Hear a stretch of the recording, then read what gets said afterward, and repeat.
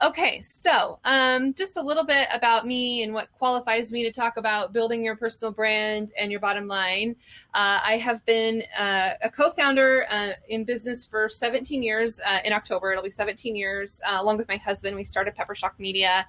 And I also am a podcaster. I have the Marketing Expedition podcast, and I've had that for several years now. And also, I'm a marketing adjunct marketing professor at Boise State University, starting to teach just this year. So that's a little bit about me, and I'm going to just keep going here. What we're going to go through today is we're going to talk about personal branding and what the importance of that is and why. We're going to talk about your brand essence. We're even going to take some time to create a brand essence statement. I don't anticipate you having it fully fleshed out today, but it's going to give you some ideas of how to create that for you and why that will be something that you can use and using in perpetuity moving forward. You can always change it later, but we're going to work on that a little bit. And this is where I was saying, if you care to share something that you came up with, then we can talk about that. We're going to talk about some SMARTER goals, and I'll explain what SMARTER, it's an acronym, so I'll explain what that means and how you can use that in practice. I'm going to talk about Ray's 5 R's. So my name is pronounced Ray. My full name is Rayana, but I just go by Ray. And I'm going to share with you what my 5 R's are. Give you some resources, and my moderator, she's going to help me post those in there when it comes. And then we're going to have some stats and some next steps that you can take to help you build your brand and your bottom line. In this case, your personal brand. And oftentimes I talk a lot about having your brand in alignment with the company or the company brand that you either work for or represent. And we can talk a bit about that as well. So let's just get started in here. So first of all, just wanted to kind of explain what branding means, right? Personal branding is the unique promotion of oneself. And there are things that are determining what our personal brand is. And so we've got reputation, ethics, skills, your logo or emblem or kind of the thing that represents. And sometimes that's even just your signature, your word of mouth, what people say about you, and good or bad. Sometimes that could be good or bad, and how to accelerate word of mouth and people talking about you, whether through recommendations or referrals or endorsements and those types of things. Some experience of who you are and how you represent yourself, your personality and some of the traits that you have, or your characteristics that you have, and your values, what you believe in, and the things that you live and breathe by, which are, mission or motivation or your mantra, those types of things. I'm going to share really quickly. Let's see if did I do computer audio? I think this will be good. I just wanted to give you an example, just tell you a little bit more about me and my personal brand and what that looks like. And this is kind of an idea for something that you can do for you and go from there. So let me just share this video and hopefully it'll play. Let's see, make it full screen here.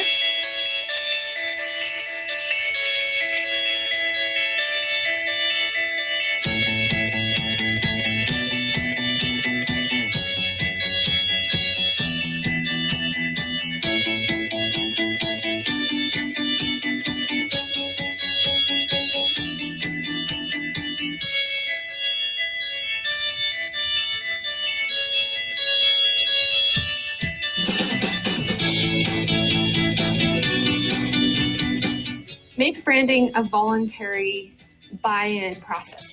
Ask your employees what they can do to help to promote your brand. What are your employees saying about you when you're not around? What did your mind think to? What did you gravitate to? What are they saying? And if you kind of have a little moment of panic, then you know that you need to do something about it.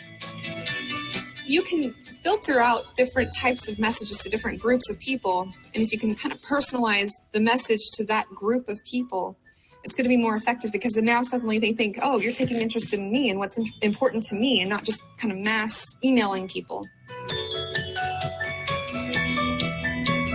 It's amazing to me how we have shifted over the last 15 years in our business alone, where we were doing commercials for television all the time, but more and more people are watching Netflix or Hulu or Amazon Prime. So now we get creative with how we get our content distributed and delivered. The people that come to your website, are they converting into sales? Either online or offline, right? If you're not measuring it, you're not going to understand if you can make it better.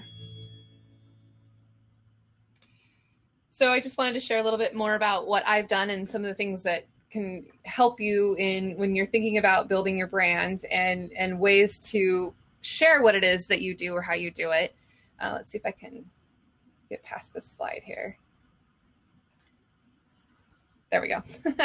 All right. So other personal brands of other people that may have influence or have, just immediately you think of with who they are. Like, Oprah, you just have to say her name, first name, and you absolutely know who that is, and the things that she's done to build her name and build her brand. And it can be, like I said, it can be experiences. It can be, associated with who you are and what you do for a living, with tennis, for example, or maybe some experiences that you've had in your life, and that you can use that as a platform to be able to express who you are and what you've done, like Malala and her quest for life of being able to do and share the story. And if you don't know about her story is that, she spoke up for women to be able, or children, women, girls to be able to go to school. And she was outspoken. And so she was shot. And then she had this whole entire journey that she's been able to build on. And she was the youngest award-winning Nobel Peace Prize winning award. So anyway, she's been able to tell this story of her brand, and she can inspire others, and she can lead by her convictions. And when you work on your brand to identify what your beliefs are and who you are and how you can share your messaging. Storytelling is really a great way to be able to help share your vision or your mission of what you want other people to know about, and having an audience. So, and really, it doesn't matter if you're talking to an audience of one or an audience of millions of people, right? It's how you represent yourself and the stories that you can tell and how you can share those stories with people.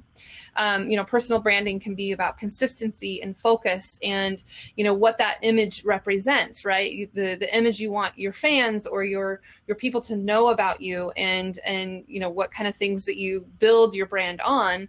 And Serena Williams, her brand, she's got clothing, and she's strong, she's sexy, she's sophisticated, she's, wowed her fans by her brilliance on the field, right, in the tennis court, and she gives equal love to fashion too now. And so she's been able to use that experience to build a brand and be able to improve and outperform the competition with what she does. And she produces, award-winning or, I guess, trophy-winning results, right?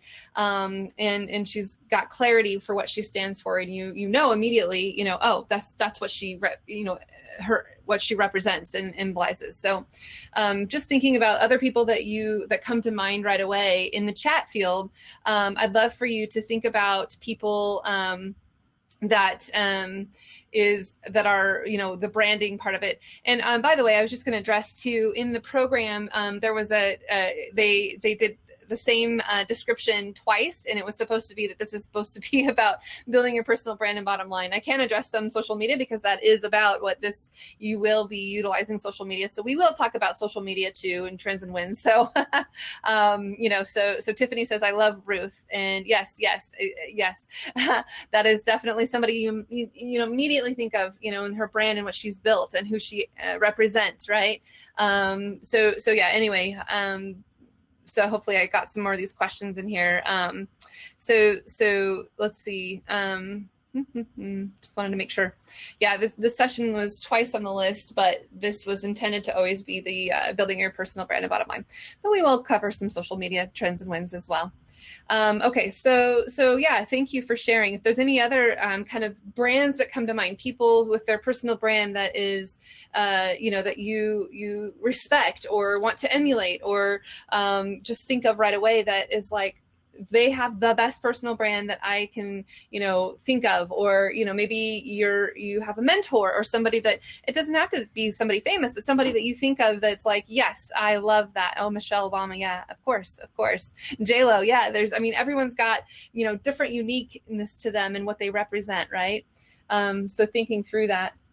So we're going to talk about what it takes to build that stellar brand. And yes, it is definitely something to bring with you when you are there for a job interview, or maybe you're an employer and you want to be in alignment with the employee brand, right? I saw Brene Brown, yes, and yes. So building that brand that can to help you. And what I mean by building your brand and your bottom line, it doesn't necessarily always have to be about monetary, but it's about producing results and getting people to talk about you through word of mouth and accelerating word of mouth, because maybe you want to be endorsed. Maybe you are up for a good promotion, or maybe you are up for a new job, or whatever the case might be if you're a job seeker, right? So thinking through that, what's it going to take to build your brand? So one of the exercises that we're going to get to do today is create a brand essence statement. And really, if what we're talking about with this is just a statement that describes who you are, you can use one word. What's that one word that you would own? Sometimes you can make a whole statement. Sometimes it's that one word that you own that you want people to think of you, right? And make that happen. And so sometimes the one word is easy to just say, that's my word. That's what I want to do. Maybe it's 3 words. My words are to disrupt, connect, and inspire. That's my role, is I want to connect people. I want to disrupt what they're doing so that they think about what we're saying and pay attention to that. Disrupt the noise that's going on out there, right? To disrupt, connect, and inspire. So right now, what I'd love for you to do is get a piece of paper and pencil, like old school, write something down. Something about tactile and being able to write things down is definitely a way to go about it. And I'm going to give you some words, and think about these words. So for us, we look at like creative, disruptive, innovative, inspiring. Those are words that I, chose for me to like narrow down. And so we came up with, and obviously these words do not have to be your words, but they're just words to give you examples of. And I'm going to give you a moment. And if you care to share, feel free to share in the chat, or even join us and tell us a little bit about who you are and what your brand essence is, who you want people to know you as and emulate and represent. So just one moment here. I'm going to give you that second to talk about it. And, and we can join the session with us if you'd like. If not, then I'll look at your chat and come up with it. So I'm going to give you, let's give you a little bit to look through the list and see if there's a word that you want.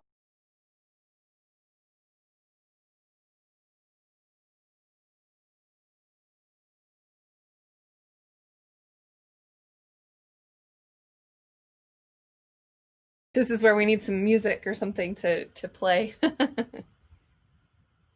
Data getter, science officer, magical, resourceful, and candid, expert, passionate, authentic, joyful, strong, and passionate, innovative, passion, and continuous improvement. I like that. Truth, calm, and integrity. Very good. Responsible, deliberative, consistent, achiever, capable, creative, and optimistic. Fearless, motivated, and proactive, adventurous, trustworthy, and innovative, analytical, efficient, loyal, warm-hearted, caring, analytical, collaborative, loyal, reliable, knowledgeable, authentic, confident, and helpful, adventurous, creative, and sincere. Oh, these are all so great. Hardworking, caring, independent. Wait, and I want to add positive. Yes, you can add words to it. You don't have to just, confine yourself to a box, right? You can have, you can own one word, you can own many words that are representative to you. And what you can do with these words, if you've written them down too, then you can take those and post them somewhere so that you can see them and remember this moment to say, this is who I am. This is who I want to represent. These are the words that I feel are me and who I want other people to know about me, and how I can share those things about, what it is that I do. This is how I'm going to live my life. This is what I want to, be. This is my brand essence of who I am. And interestingly enough, if you align your brand with the company that you're working for, or that you create, or that you are, the owner of, or whatever the case might be, maybe it's a division or a department of the company that you want to align yourself with the brand of that division or that company or the culture that was within that company. Because I really believe that branding starts from the inside out with your culture, right? And who you're working with, and aligning yourself with with those around you, or the people that you work with, or the brand that you are a part of. So employer and employee branding can come together and work together, and you're not necessarily fighting the values that you believe in the company that you're with, and your own personal values of who you are. So aligning the right company with the right values that you believe in can be very beneficial. So if you are job seeking, or if you are thinking of starting your own company, how do you align your personal brand with your company brand or your corporate brand, and what makes the most sense for you to do, and recognizing the differences too. There might be some differences that you need to work through or work around to understand what those differences are, and celebrating those differences. Sometimes that can be difficult, but at the same time, recognizing what that means and how you can align both together. How many words is too many and just makes noise? Yeah, I mean, thinking about keeping it memorable, so that when somebody says, what is your brand essence statement, you can spit out the words that you think of who you are right away. When we for my company, we created this big, huge mission statement, and had this beautiful vision statement, and it was just too long and too much to remember. And so, I couldn't spit it out and I couldn't remember it. And so we, narrow down, and then those things that come up, we have, the 5 pepper shock principles that we do, and that are very much in alignment with my personal brand too. And, we worked together to align those things together. And we also worked on personal branding with our company brand to see where we had those alignments and what words we represent. And so we came up with they're called the P2s, pepper shock principles, and we have 5, and that's as many as we decided that we would work on. So it was like superior outcomes, integrity, resiliency, innovation, and relationships. And those are our 5 that we stuck to. But any more than that, it's too much, right? And for other people to maintain that as well. So that's a good question. Thank you for asking. So if you want, you can screenshot these words, and you can always work on this later and kind of keep that motivating and kind of keep going with that, so that you can, do the things that you can do. So, anyway, so that's kind of what I'm thinking about. If you can, keep the the brand essence statement posted somewhere so you can keep it going. Okay, so carrying forward. Okay, so the other thing to think about is what your unique value proposition is to people. What can you do, and why do you do what you do in order for people to buy from you, or to believe in you, or to, like if you're presenting, why should they listen to you? So Simon Sinek, if you've never heard of him, he's an author, speaker, TED Talk presenter. People don't buy what you do, they buy why you do it. So, people don't buy what you do, they buy why you do it. And so Simon Sinek, this person that has this, we love Simon Sinek, right? Start with why. That's the idea. And hold on, my son is asking me a question. Let's see. I'm going to tell him no. He wants a buddy to come over. No, sorry. Anyway. Okay. So people don't buy what you do. They buy why you do what you do. So unique value proposition. This really truly is kind of you've got your brand essence, but now we're talking about what is it that you provide to other people? What is it that you can do to help others, or whatever the case might be. So what makes sense to you, right? So in companies, a unique value proposition can be something that's a differentiator, something that differentiates you from your competition, right? And in this case, it's like, the value that you bring to the table. Maybe it's you have really great negotiation skills, or you have the ability to be very organized, or you are a great ideator. You can come up with all kinds of ideas and make it happen, right? And so let's think for a moment. I'm going to give you just a minute to think about what's unique about you that's different from everybody else. And then we'll chat some more. So I'm going to give you just a moment to think about who you are and what makes you unique to everyone else.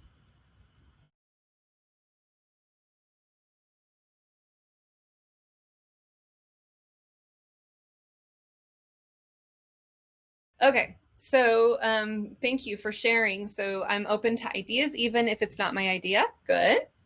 That's a good benefit of a good characteristic to have, to be able to do that. My facilitation skills, Tiffany says. Um, oh, nothing. Well, let's think of something. I'm a quick thinker and resilient. Very good. Listening and helping others. That makes you unique. Amazing.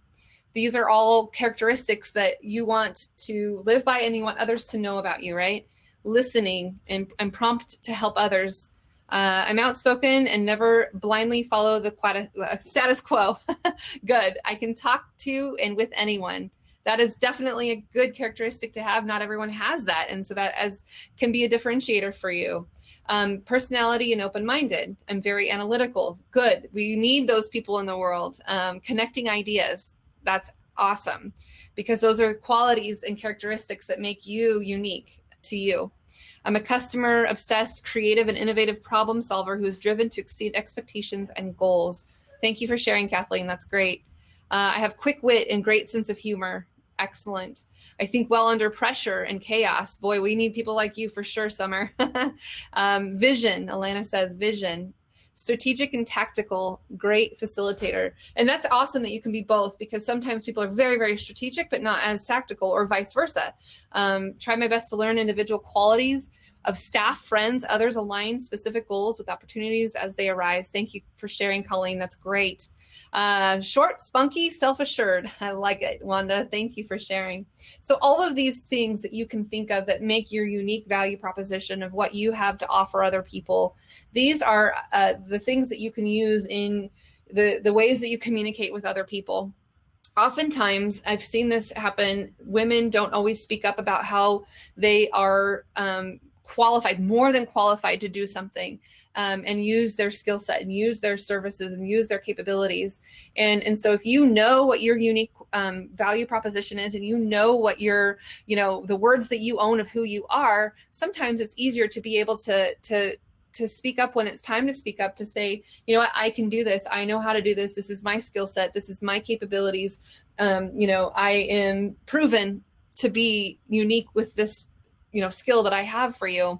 And so that's kind of what you can utilize this as a tool for you, and have it written and kind of as an affirmation for you to continue to remember that this is what makes you unique. And ask other people too. Sometimes when we are doing research, we want to uncover what other people think about us and about our brand and what we represent.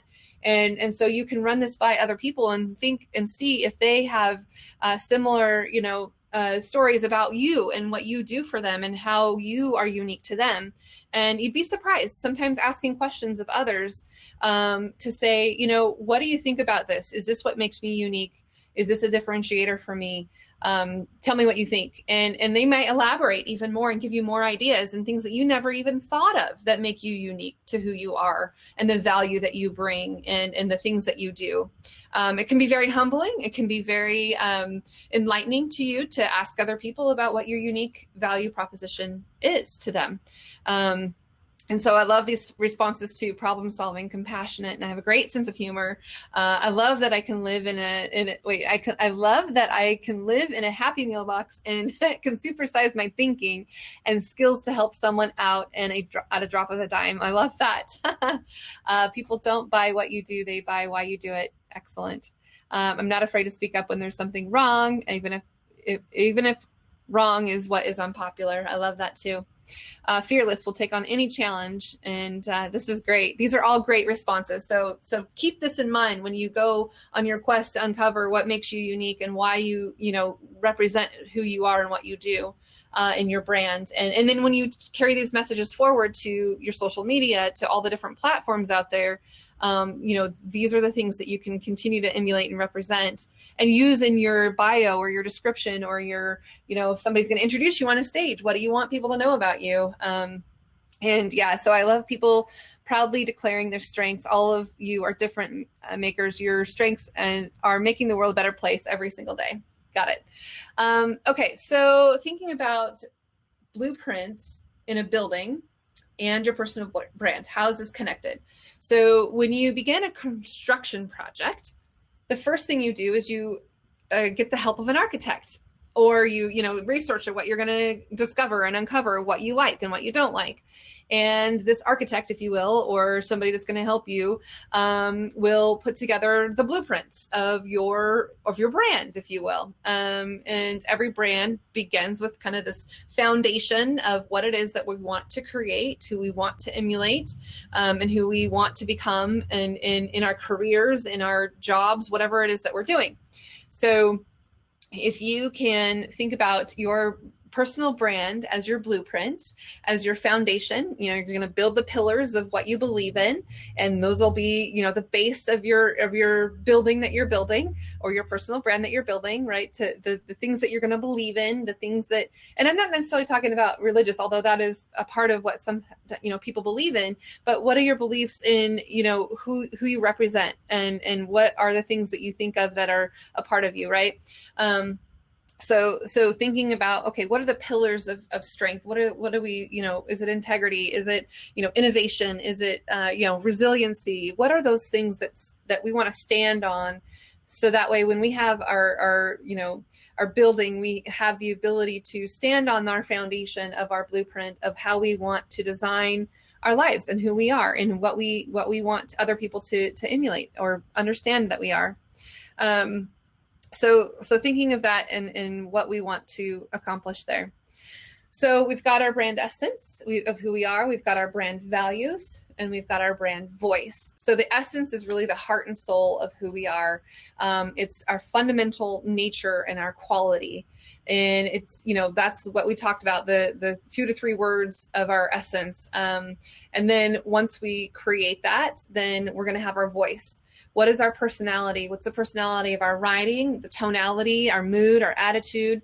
How are we going to convey our brand voice? And this is where I'm talking about, social media or LinkedIn or emails or even just in person.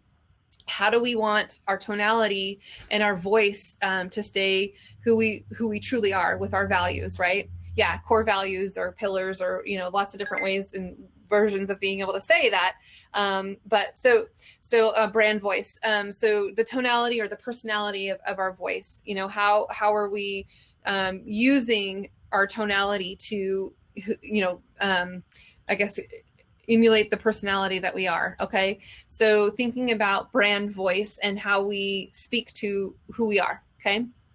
And then, of course, creating a relationship with our values of people who, want an understanding of what we stand for. The beliefs and personality and all of these elements combined really kind of define who we are. So everything from the look and feel and tonality. So look and feel in a brand is, what do you represent? How do you present yourself? Maybe it's business casual, maybe it's, business professional. Maybe it's, not necessarily about what you dress or those types of things, but how do you present yourself and how do you share with the world the way you are presenting yourself? And, what are the things that you're doing to work on that? So whether it's, presenting or, in speech or, whether it's the writing that you do or the posts that you make or the pictures that you share, what are the things that you're doing that other people are now absorbing that you're putting out there? Right. So those are the things that we're thinking of, so the brand essence, your heart and soul of who you are, the values of what you want to represent, and then the voice that you give yourself for others to hear and listen to or read, because it also could be what's read as well. OK, let's see. Keeping here. So if you decide that you want a little bit more into kind of creating a statement, like more than just your 3 words, and creating kind of the idea of what you can do to make more. I can share some examples of some other brand statements that other people have come up with. And so what we'll do is I'm going to share some examples of some other brand statements, and then I'm going to give you a moment to take the words that you own, that you came up with before, and think about those. And then now think about in terms of what you do and why you do what you do. And it doesn't necessarily have to be job related, but it can be if that's, if your intent is to use this for, your LinkedIn profile, or, if you are job seeking, or maybe your resume, whatever the case might be. Maybe it's in your cover letter, you're going to talk about you. And so here are some other personal brand statement examples. And I think I can copy and paste this in here too. So this is kind of really more oriented towards driving action. So here's an example. I help CEOs transform their brand in only 60 days. 500 satisfied clients so far. I turn businesses around by finding scalable growth strategies they can implement today. I organize and focus nonprofit operations around their true mission so they can have maximum impact. Some others, I help people create new opportunities in their businesses and careers. Or, I am a personal trainer specializing in weight training and mobility. I give authors visibility on untapped promotional platforms where they can share their work. I spark new product ideas for large companies that have stagnant product cycles. So let's see here. I'm going to copy and paste some of these in here as some examples for you to look at. And I'm going to give you some places to go here. And thank you for, let me do only a certain amount of, I'm going to do a couple different posts for you. There we go. There's one. And here's another. So now what I'd like for you to do is, I'm going to post a couple more times here. Take a moment to create your personal brand statement. That is what we can do. So you're going to list out your attributes, which you started to do. Choose an audience who's going to see this. Is it going to be, somebody that's looking at your resume? Is it going to be your employer? Is it going to be your new client? Who is it that's going to read this? Be honest. Make it memorable. So short and succinct. Make your self-impression equal others' impression. And this is some work you're going to have to do on homework because you're going to need to ask other people's impression about you and uncover what it is that they think about you. I always say feedback is a gift. You can't deny, defend, or blame. You can ask clarifying questions, but all you need to do is say thank you. So when somebody gives you a piece of feedback you may not want to hear, just say thank you, because sometimes feedback can really help you develop and grow. And it may be feedback is coming to you with good intentions, but you may hear it differently. I mean, you may have heard it, but you might internalize it differently than what was intended. So thinking about how you can utilize feedback for your own personal growth and how you can get people to tell you what it is that they think about you and what their impressions are of you on purpose. And then aligning your self-impression with others' impression and understanding what that is. And if you have an issue with what other people are thinking of you, maybe it's a kind of a bit of a wake-up call to say, you know what? If this is truly how people think of me, what can I do so that my intentions and my actions are in alignment as well?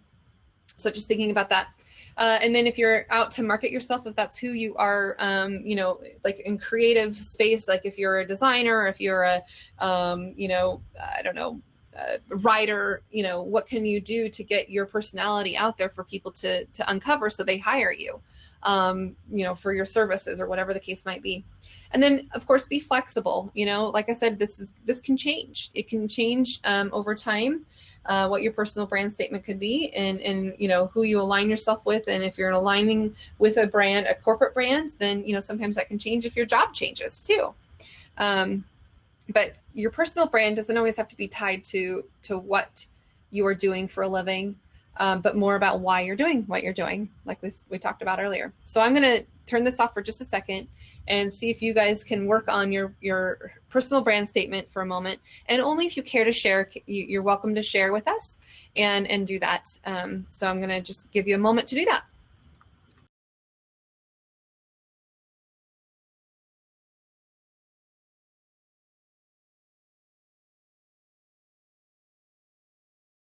Okay. I've got a couple on here. Do I need to give you some more time? I just wanted to let you know that I shared, if anybody would like to share their personal brand statement, that they can join us live on stage. Fabulous.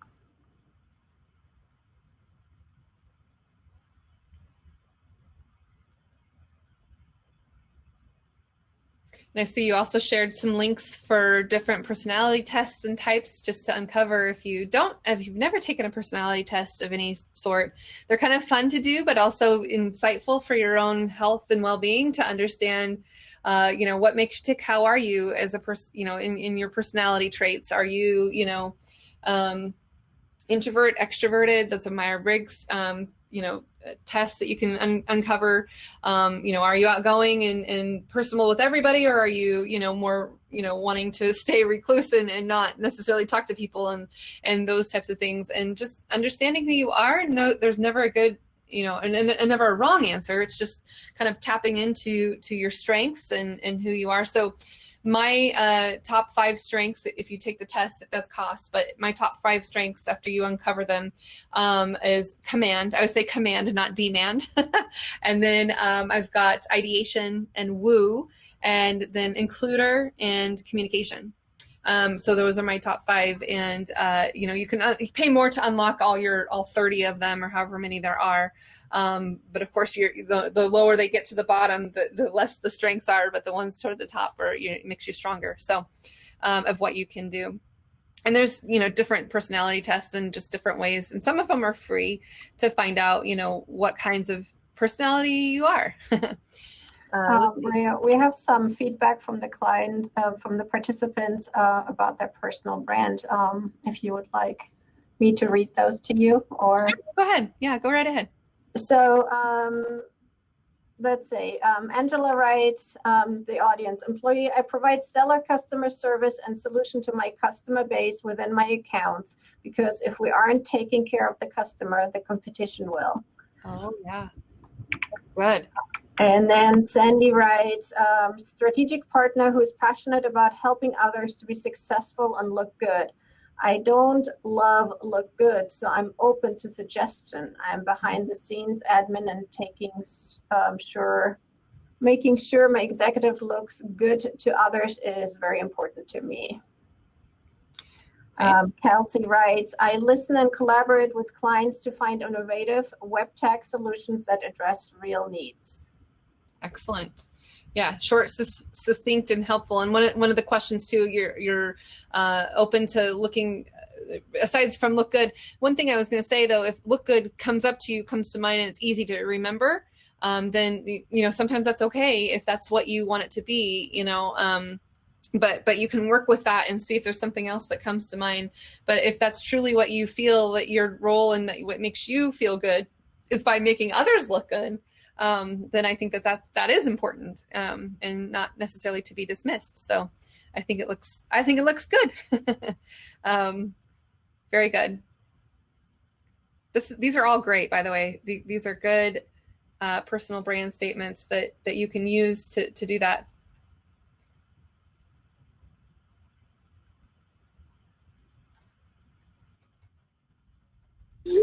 Okay.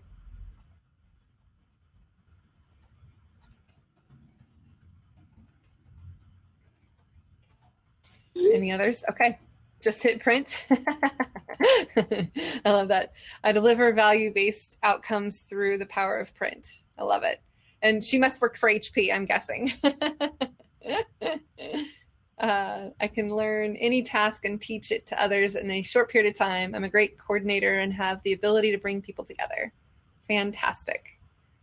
Good. I love that you're sharing. This is awesome. I was a little worried with this platform if we would get to do that. So thank you for playing along with us.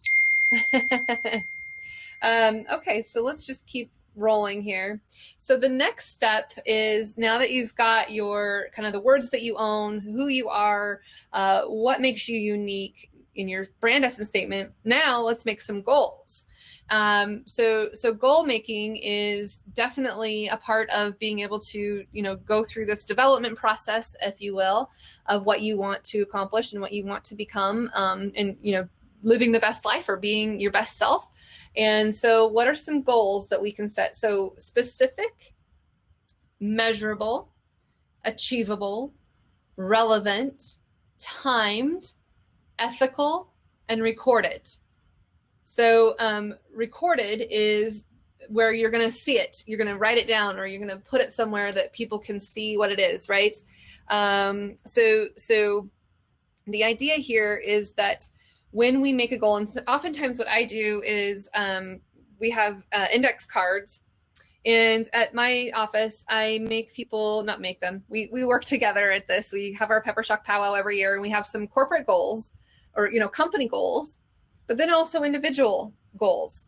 And, they don't have to share them if they don't want to, care to share. But everyone posts them up on a big corkboard in our break room. And we basically lay out what our goals are and what our commitments to each other are. And we have accountability partners, and we have people helping us through this step to continue to reach the goals that we want to set. And so, for example, one of my goals is to be on time and be better at time management. And so when I made it very specific, and the measurable is, how many times am I on time? How many times am I not? Maybe I'm early, right? Maybe that's a good thing. I don't know. My oldest son, did a report on Vince Lombardi, and the famous quote is, if you're not 15 minutes early, you're late. I think I would be late if that was the case. But one of my goals in commitments is to be on time.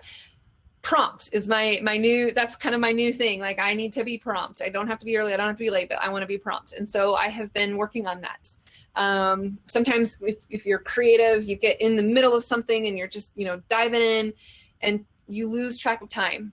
That is something I'm guilty of. And I don't know if the rest of you can relate to that. Maybe there are people who are just being able to be on time often. Oftentimes I have to set reminders or an alarm to make sure that I'm doing what I'm supposed to be doing. And sometimes I set alarms and I don't remember what I'm supposed to be doing. So I have to check that out on me. So maybe there's a goal that you have of something that you want to work on, that you want somebody else to be accountable to. Now, if you have an accountability partner, chances are that you're going to achieve that goal more often than not. And with an accountability partner, then you can check in with each other. And it can be totally, you guys could become accountability partners here randomly if you wanted to. If we had breakout sessions, and I would, set us up in a breakout session, and we would make accountability partners, right? But sometimes it's just a matter of what kind of things do you want to accomplish with yourself, and accountability with, accountability buddy. Thanks, Tiffany. I think that's awesome. So thinking about, okay, what specifically can I do? So my specific goal is to only be late, and I have to allow myself some freedom. I am a working mom from home. I mean, there's just crazy stuff, kids in school and in homeschooling, and, my son was here just now. I'm like, there's going to be life happens, right? So I have to allow myself some of that freedom so that I don't, set myself up for failure and just feel like I'm, failing all the time. Right. So specific, measurable, and achievable. Can I achieve only being late, on one hand for, the next, quarter, let's say. And I think that's what I did, is like, I only want to be late this many times, if I exceed that, then I'm doing awesome. Because I know before I was probably late this many times, and 10 times versus 5. So I'm cutting my lateness in half. Just as an example. And is it relevant? Yes, because if I'm late, that makes my entire team late, or my kids late, or my husband late, or whatever the case might be. Yes, it's very relevant, and it's time-based, meaning of course it's time-based in this case. And ethical, yes, because I want to, have the ability to say and be honest about what I'm going, if I'm going through something, like, well, my dog ate my homework. Well, is that true? I don't know, but I want to be ethical and I want it recorded. So I'm, tracking anytime I'm late, I have to track it and then hold myself accountable to my accountability partner. So with that said, you guys are welcome to pair up if you want an accountability partner. That's up to you. I'll let you do that. But I'd love for you to create some smarter goals and in relationship to who you think you want to become in the next month, 2 months, you make it time-based. You say, maybe within the next week even, whatever this could be. And again, you can care to share. You don't have to. But if you do, then awesome for you, and we'll make this happen. So go ahead and use chat, find your accountability buddy, as Tiffany said, and make some SMART goals. And that's why they're smarter, because you're working smarter, not harder, right, on yourself. So we're gonna take a little time to do that. So I'll be right back after you make yourself some smarter goals.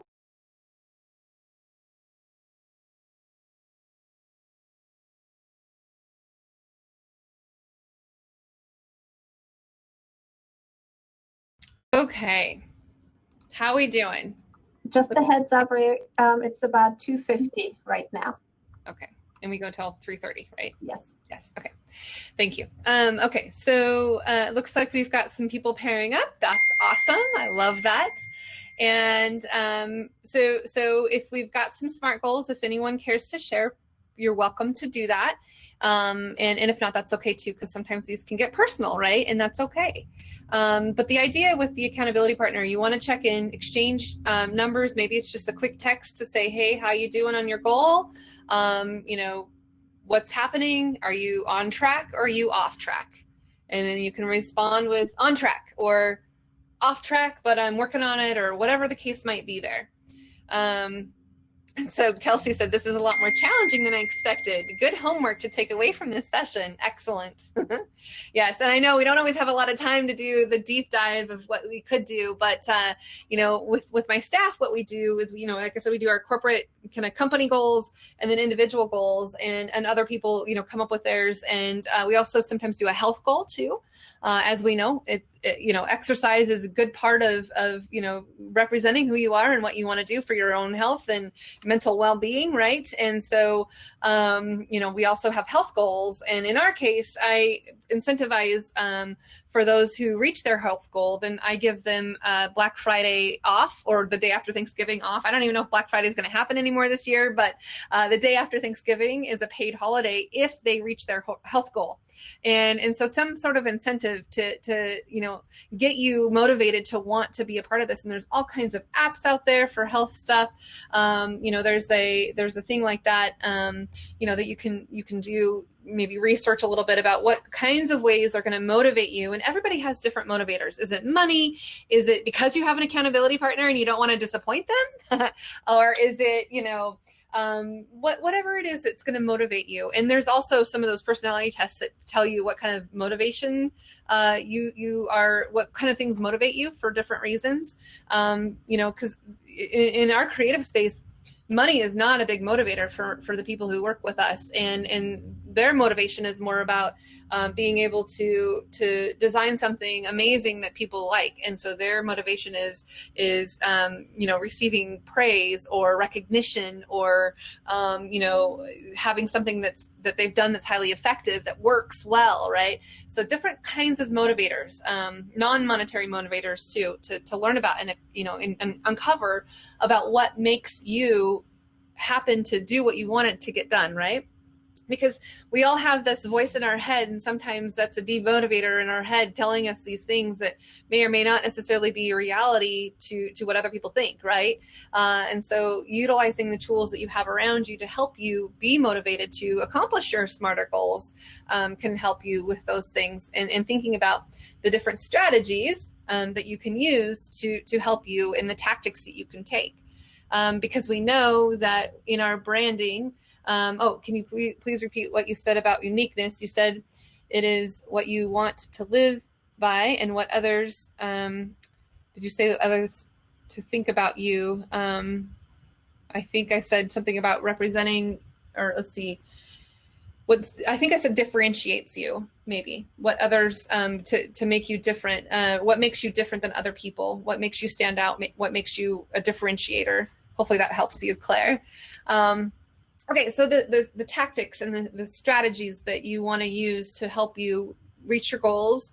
Maybe it's, maybe one of your goals in work, or in, personal kind of, goals, whatever it is. If it's, to increase sales, maybe it's to, get existing people to buy more from you. Maybe it's to present something, to pitch something. Maybe it's a cause that you believe in, that you want others to believe with you. People will do business with those that they know, like, and trust. What kind of things can you do to help accelerate that trust, that people will then, believe in you or buy from you, or go along with the cause that you want them to be a part of, in the brand efforts that you're putting out there. Maybe you're representing another brand, or you're endorsing a brand, utilizing yourself as your endorsement, right? As a brand that you want to share, right? Well, why should people believe you? What is it about you that makes people want to listen to what you have to say? So those are some things you can work on to think about that. So in thinking about the strategy, long-term, long game, right? It's not a sprint, but it's a marathon to continue to build and grow and develop and, hone your skills in and start to know more about yourself and what your tendencies are and how you can work on yourself, right? Angela shared my SMART goal: improve on social selling by creating my personal brand and bottom line through LinkedIn and Navigator, measured by SSI. What's SSI? I'm trying to think what that is. Social Selling Index. Thank you. I was like, what is that? There's lots of acronyms in these worlds. Thank you. Thank you for sharing too. So score based on connections. Absolutely. And there's also a sentiment scoring. Social Mention has a sentiment scoring too, like the sentiments of positivity or negativity. And so you can understand the sentiments of your voice, of your brand voice too. So thank you. I'm going to have to look that up, the score based on connections. All right. So now we understand we've got some goals in place. Now, how are we going to accomplish them? What are we going to do in order to make that accomplished? So like Angela shared hers, what are some things that she's going to do? What tactics is she going to take to help with her, with her scoring, with what she wants to raise? And that's measurable. So that's amazing. I love that you're looking at something that's measurable. And now the only other thing I was going to say is time-based. When do you want your score to increase, or by what date? So that's really the only thing that's kind of missing there, is your time stamp of, okay, this is how I know I'm being effective. This is how I know I'm reaching my goal. And if I'm not, what do I need to do to change that? Or what do I need to do to make it better? What other things can I try to make it better, and what's working and what's not? I say measure what you treasure, dump what you don't, and automate what you hate. So is there some things that you can do to help with that? Nancy says, I would like to copy your smarter goal. I need to raise my SSI. I love it. Goal, figure out my smarter goal ASAP. Very good, Kelsey. I think that's a great goal. And now you need to have an accountability partner to hold you to that. Put a timestamp on it, when you're going to have it done, right? I love that. So really, yeah, if you can kind of think about the tactics, you got your strategy. Okay, this is what I'm going to do. Maybe it's, I need to reserve time every day. And, in Angela's case, maybe I'm going to spend time every morning on LinkedIn for 45 minutes. Actually, it's proven that if you do tasks in 45 minutes rather than an hour, the 45 minutes where you are deeply focused in that one task and no other interruptions, no other anything else, it's proven to say that you're going to get more done in that 45 minutes than if you schedule an hour for yourself. And I think it has a lot to do with, for me anyway, that I start to think about other things that I need to be doing. What else should I be doing? And so that 45 minutes for busy people has been, like, for me, pretty helpful, just to say, you know what, I'm going to spend 45 minutes on this. I may schedule myself an hour. That way I have my time protected, because sometimes it takes me a little bit to get started on what I want to do to then, end and be done. But I have 45 minutes within that hour time block that I can spend doing exactly what I set myself out to do. So maybe that's a strategy on what you're going to do, or a tactic that you're going to do in order to implement that strategy, and how you can build your brand and your bottom line. So conceptualizing the end goal. What is it that you want to achieve? How do you want to get there? What tactics are you going to take? What's going to be the way that you're going to execute and make this happen? You got your accountability partner. You've got exactly what you're going to do, when you're going to do it, how you're going to do it, and scheduling time to get it done. That's probably the number one thing I can tell you, is to schedule the time to make it happen. The One Thing is a great book for understanding how to time block and how to do it. I love that. Thank you for sharing. And that is definitely, I love resources to help with that. And yeah, time blocking has been great, where like on Fridays, I don't take any client meetings whatsoever. It's we've cut that out, or, a list of what not to do, right? Those are some things not to do so that you can focus on the things you want to do. Some other things to think about. I'm going to keep going here so I can keep my time on here. Considering your brand colors and thinking about just the tactical things of who you are and what you represent. Oftentimes I'll wear orange because it's kind of my company brand. What it is that you kind of want people to see you as, and what colors mean. So if you're going to build a website, or you're going to have a header on a site, what kinds of things can you do to emulate the tone and the voice that you want to represent? And so for orange, for me, warmth, cheerful, inviting, friendly, approachable, clarity, social, extrovert, fun, mellow, and retro. So those are a lot of things that I represent. And, orange for my company brand represents fresh and those types of things. And so thinking about, what works well, and I'm not necessarily a clothing consultant or, fashion consultant, but working in tandem with people who can look at your, skin tone and just your hair color. What is a good color for you to wear? And, what is a good color for you to represent on your website, on your social media platforms? If you, look at those types of things, in creating and helping build your brand, and thinking, okay, yeah, do I want to represent calm, imaginative, elegant, any of these words that we can use. And you might even go back to some of the words that you wrote down that you wanted your brand essence to be, and see kind of what matches that for you. And thinking about, what it is that you, is it clean? Is it, if you're going to use font sizes or, font choices, what kind of fonts are you going to use? Are you going to use something cursive that, may not be as legible, but still like represents you? Or you're going to use, just the common Helvetica, or something that's just very common. So those are some things to think about too. And what you're doing. Oh, it looks like we have somebody that wants to join us and tell us their thoughts. Gina. Let's see. I love it when people want to share. This is good. This is good for interaction. That book is on my list. Good. Red or blue? Mine is purple. Awesome. Awesome. Oh, did we lose? Where did she, maybe she meant to share something. Anyway, let's see. Can you send the colors? Some of these are hard to read. Yeah, sure. Absolutely. We'll send out the slides. I'll have to do it afterwards when I'm done, but thank you for asking. We'll get those out to you. And actually what I want to do, to your point, if we want to do some fingertip networking to help share our brands with others, and only if you care to share, I like to call it fingertip networking, because then we can, communicate with each other and help each other connect with each other. So if you want to put in your LinkedIn connection, so we can connect with you on LinkedIn, or Facebook, or Instagram with your Instagram handle, those types of things, so we can follow you. I encourage you to put those things in for your, and I can then, reach out to you as well. I'll have to get a list of emails or something so I can send this out. But anyway, so let me see if I can I don't know if this link will allow you to see my slides. I just copied it in there to see. Anyway, your profile can be easily shared just like a business card. Thank you. So I'll have to get everybody's profile and see. So, okay, so let's just keep going. And yeah, I'll share this out so you can have some fun and have some homework after the fact. Okay, so then I talked about I said I would talk about social media in your, what can be done here. So just thinking about your brand and what you want people to know about you. Just remember, what happens in Vegas stays on Facebook, YouTube, all of the above.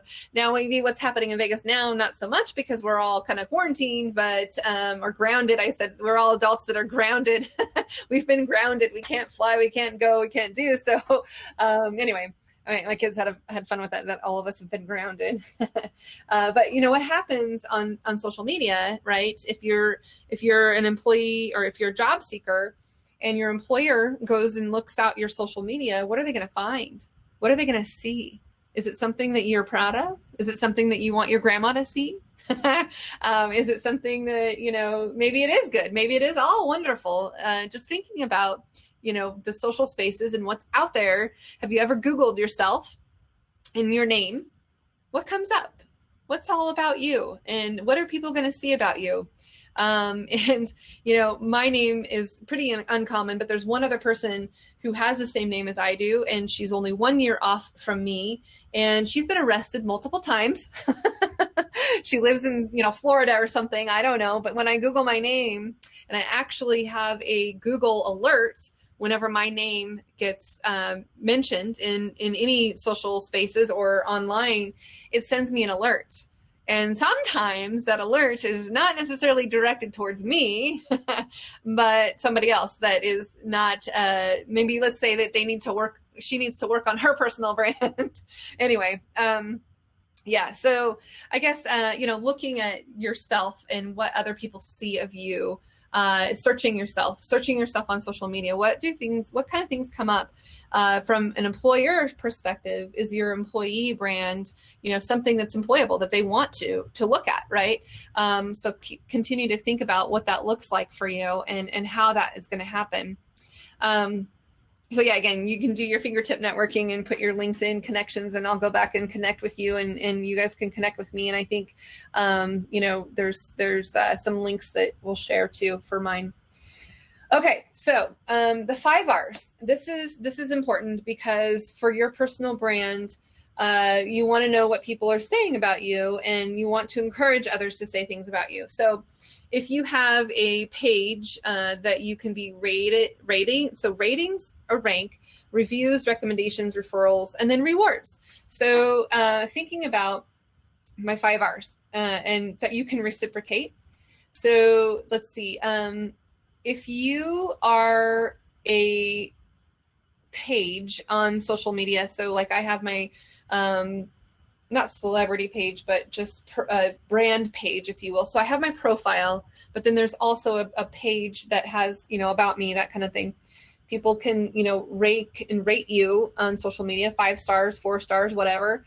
And then they can also leave reviews on Yelp reviews if you're a business or a brand. But if you have, personal reviews, the other thing that I have as a CEO of a company, a lot of people are reviewing Glassdoor. And so you can actually review and rate your CEO.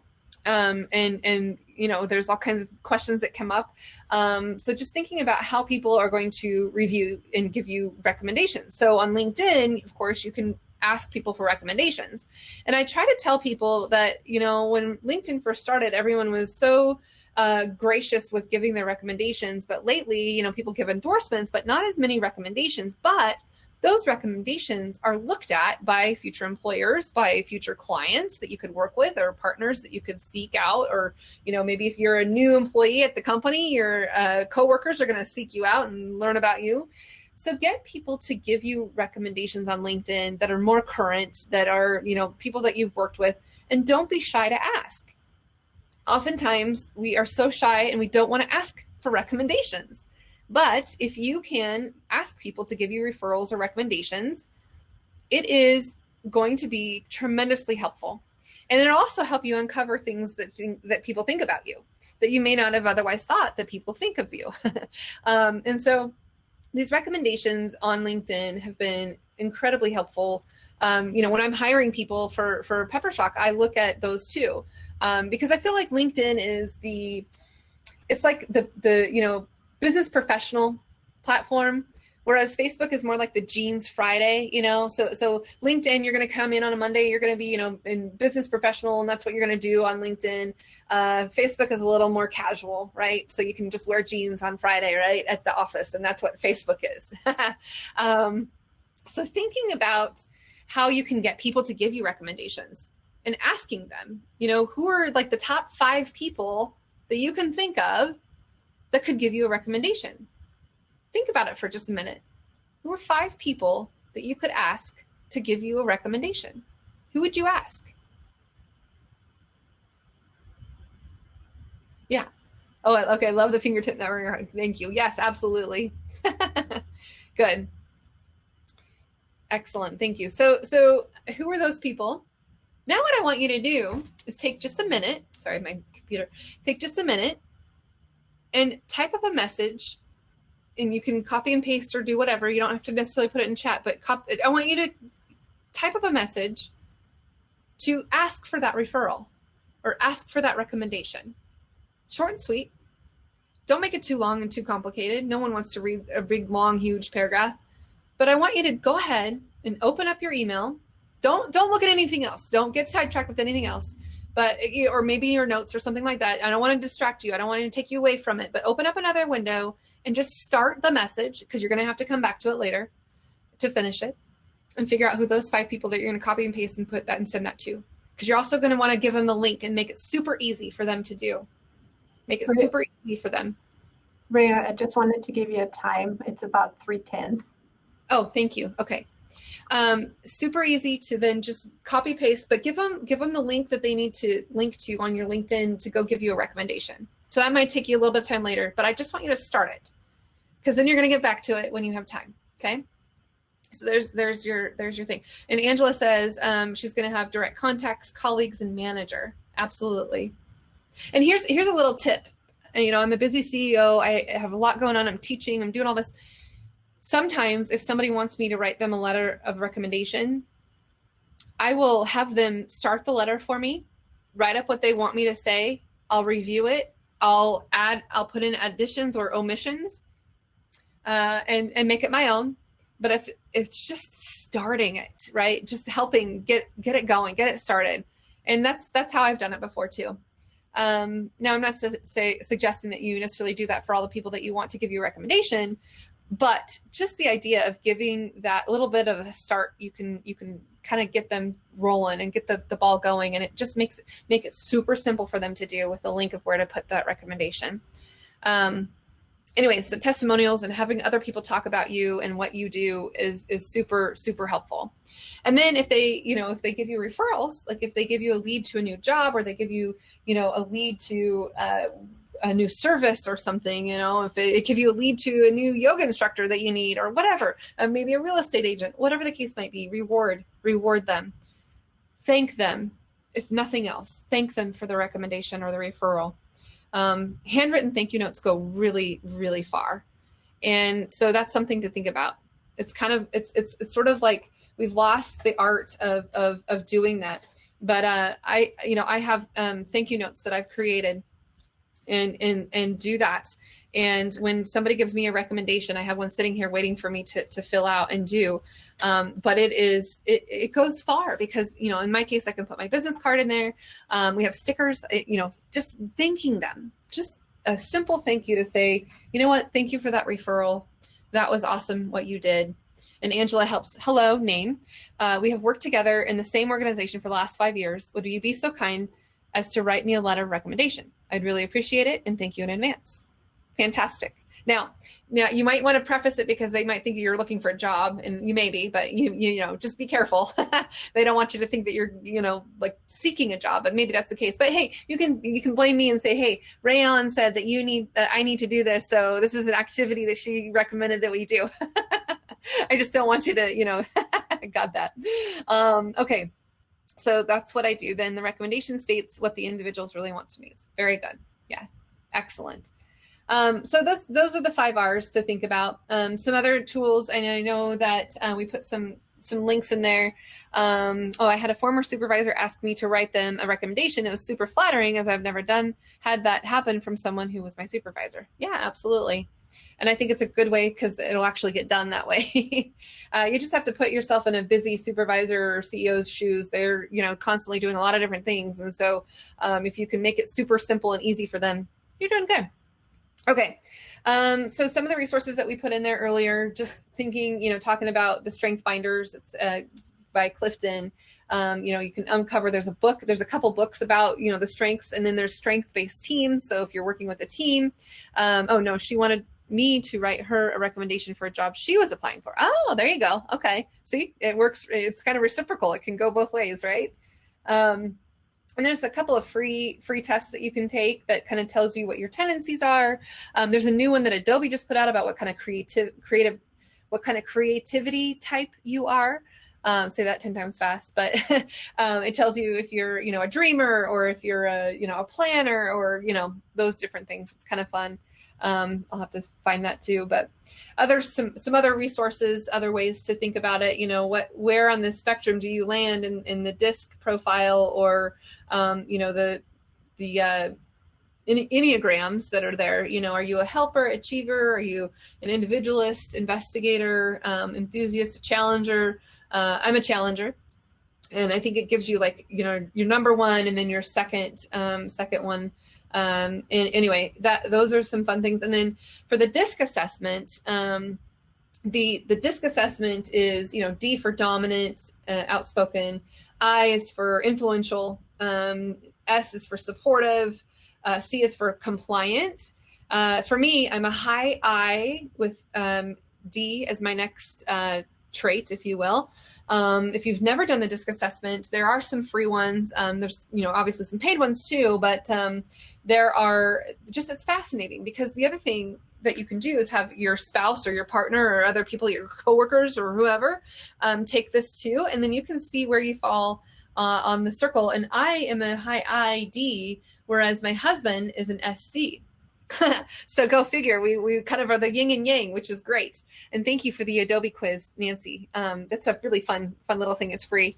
So Nancy posted in the comments there the Adobe quiz, and so yeah, you can look at the DISC and figure out where you're at. And then the other thing is how to communicate with people who are maybe high SC. They might need some more information. They might need, some other things, but if they're dominant, then they just need quick and simple to the information and, in and out. Let me just know what I need to know and move on. Right. So thinking about how you communicate with people who have different personality types and how you can work with other people in those ways. Okay. So like I said before, Google yourself. A Wired That Way is a really great personality, but thank you for sharing. So 75% of HR departments are required to search job applicants online. 75% of U.S. recruiters and HR professionals have rejected candidates based on information they found online. So that's what I was saying earlier. Make sure that what you have in your social spaces and you have online, what's out there. Is it something that you need to address? Because, if something has happened in your life, how do you overcome that? What do you say? What kinds of things can you think about to overcome something of that nature? Crisis communication, maybe something in your life did happen. So how do you respond to that when somebody Googles you and finds out something about you, right? And maybe they won't find anything, but, if they Google search me and they find this other woman who is, like me, has the same name, is only 1 year off from my birth year, Anyway. Let's see. Great presentation. I've maybe missed this. How did you come up with your company name? Great question. My maiden name is Pepper Sack. So my full name is Rhianna Pepper Sack. And then I got married. My last name changed to Allen. And we decided peppershock.com was the domain that was available in 2003, 17 years ago. And that's where peppershock.com instead of Pepper Sack. So it's based off of my name, and hopefully memorable, because growing up with a last name like Pepper Sack, nobody forgot that. Thank you for asking, Debbie. So some more fun facts. 92% of people trust recommendations from individuals, even if they don't know them, over brands. So thinking about those recommendations that we talked about. So if you are recommended, even if they don't know you, that recommendation is going to carry a lot more weight than anything else that you can possibly do. For who you are, right, and what you're representing. So just keep that in mind. How can you do things to accelerate those recommendations, accelerate word of mouth advertising, if you will? So of all recruiters, 95% believe that the job market will remain or become more competitive. If you don't stand out online, your competition will. So I think somebody said that earlier, and I think you're absolutely right. It is definitely something to continue to think about in your world.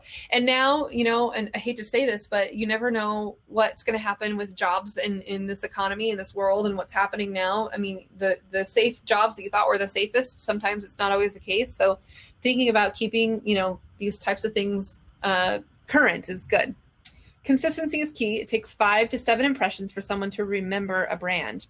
So maybe you need multiple power numbers, right? Multiple recommendations or referrals to somebody in order to reach them, to get through to them, to talk to them, or to be able to, be in their top of mind, right? In what you do. So think of that too.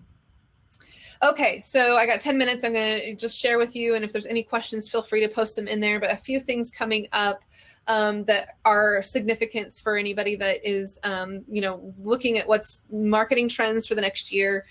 We usually do an event, and this year we're doing it during October, during, traditional budget season for the next year. So this is an event coming up that's about, marketing trends and wins and that kind of thing. And I'll talk a lot more about social media there. So if you missed out and wanted to learn about that, that is coming up. There's a promo code you can use for this that will help you get 10% off. It's Ray10. So I put that in there for you. So that's coming up, peppertruck.com/events. Another thing that I am doing, if you want more information and want to go through a whole masterclass and, learn from the marketing expedition community. We've got podcasts and all kinds of webinars and downloadables and swipe files and things for people to use in the marketing expedition community. Thank you for posting that link. And really, we made this very pandemic pricing friendly. It's $9.99 a month. To access this. We were going to, just start out with that and increase rates once we got enough members. But I decided to keep it very reasonable for everyone, just so that people can have access to a lot of good information that's out there. So that's, the marketing expedition community there. And for you, we did a 1 month free. So month 1 is free for TMEC, the marketing expedition community, TMEC. So that if that's something of interest, use the promo code there, month 1. And then finally, the masterclass is coming up. We are only taking 10 people within 10 people within the class, and we do a pretty deep dive into marketing strategy and planning and timelining and everything there based on that. And then, of course, the podcast, those are free to listen to. I interview people from all over the globe, all over the country. Either it's, marketing people, it's leadership, it's, I had Jenny Heike. I talked about personal branding with her. There's an episode specifically about personal branding.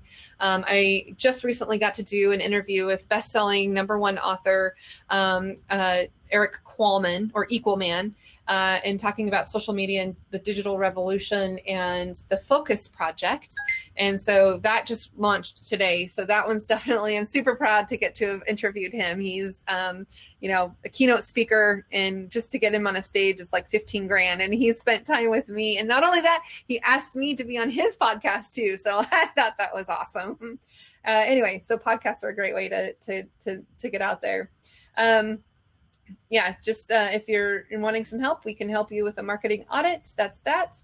I want more from the expedition. And now questions. Tell me about your questions. How can I help you specifically? Is there anything that I can do? And I'm going to add in one more little link here. If you want to spend 15 minutes with me, and it's just free. I can help you in some regard, or even just get to know you, or do anything that can help in one way or another. But you can snag 15 minutes virtually with my calendar. It's kind of sweet. It looks at my calendar, and you can pick a time that works best for you. So I put that link in there as well. But if you have questions, you want to join us, you can on the screen, or you can just pop them in the chat, and I will answer those as needed and go from there. And thank you. Thank you. I'm glad you got to take a listen, and hopefully it didn't deter too many people that it was the wrong message on there. When and how did you decide to focus on branding in your career? Oh, good question. So I think that Peppertruck's a full service advertising agency. My role really is the strategic planning and kind of visioning for the brands that we get to work with. And we also kind of implement all the creative and do the tactics too. So my area of focus is really truly kind of being that brand manager and helping brands build over time, build awareness, build, their bottom line. And so kind of as a chief marketing officer for hire, if you will, I help those brands go from kind of this, how can we move the needle, or how can we move what we're doing to be impactful? And personal branding is a part of that, right? And I truly believe that you need to align your personal brand with the company brand that you're working with. And if there's not that alignment, what are the areas that are not alignment that you can work through? Or if it's not the right alignment, then, on both sides, if you're an employer, finding the right employees, and then if you're an employee, finding the right employer, right? And so those things are really, really important. So answer the question, it's evolved over time. So when Drew and I first started, he was video production and I was marketing, literally married the two together, and you have an ad agency with a creative production shop. And that's kind of where we started. And we built over time, we added our art director, we added a designer and art director and creative director, and creativity is just around us no matter where we are. So I think building brands and being a brand manager and just making sure that people have that consistent voice and tonality and who they are has kind of evolved over time. And so I can't really just necessarily pinpoint exactly where in the timeline it's kind of become this, brand management aspect of what I'm doing, but it's really truly, I think, taken its stage over a period of time.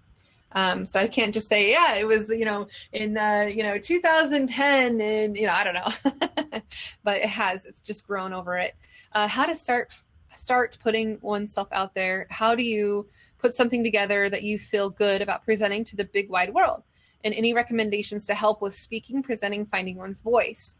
Yeah. So the way to start is just doing little bits at a time to test it out, to see what people are doing. So if, for example, if social media, if you need to create, social media platform that you've not done before, what can you do to start building that? Just one step at a time.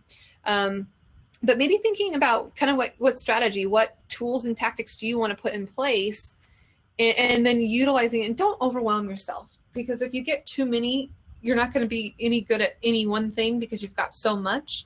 Maybe focus on one at a time as you build each platform. And then to answer your question about, speaking, presenting, finding one's voice. So I would suggest, here's the best thing I can tell you to do to start to help you. I'm going to ask you, and whoever wants to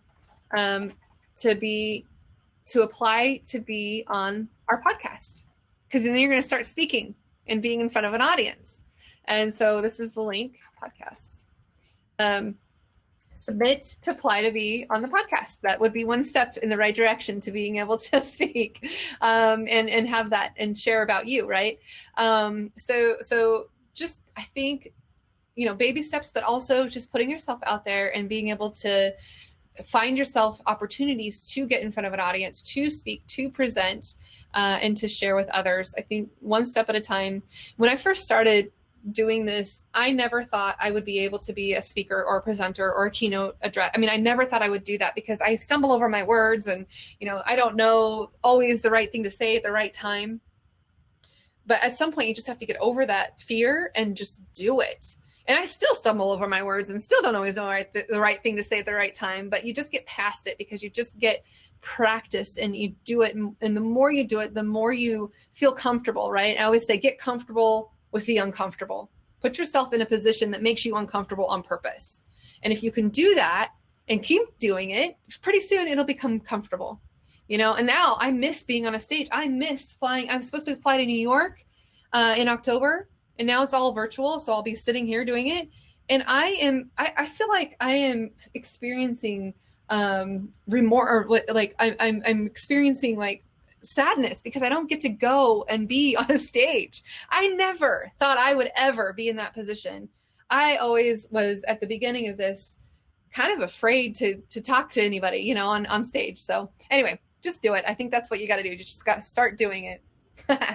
So I think with that, I see that you turned your camera on, so I think it's probably time. It is. Yeah, I just wanted to give you a heads up. It's 3:30, and if you would like to connect with people, I encourage them to connect with you through the People tab and exchange business profiles that way. So And I'm going to copy and paste this too, so I know that people put their fingertip networking in here as well. So I'll I copied everything over to you. So yeah, I have created a chat between you and me, so it's all in there. Thank you. Then I won't worry about. Thank you. That's awesome. Yeah. All right. Well, yeah. Thanks, everyone. If you want to connect, let's do it. Let's make it happen.